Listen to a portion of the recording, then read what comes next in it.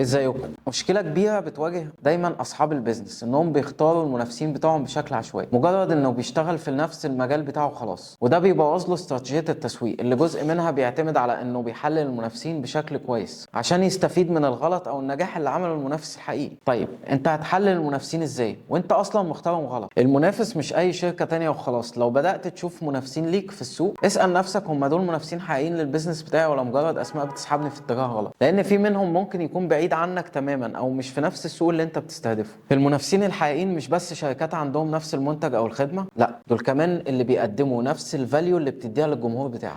علشان تحدد المنافسين بتوعك صح، اسأل نفسك الأسئلة دي: هل المنتجات والخدمات اللي بيقدموها هي نفس اللي انت بتقدمها ولا لا؟ هل الجمهور اللي بيستهدفوه بيتداخل مع الجمهور بنفس الصفات اللي بتدور عليها؟ شكل التسويق بتاعهم عامل ازاي؟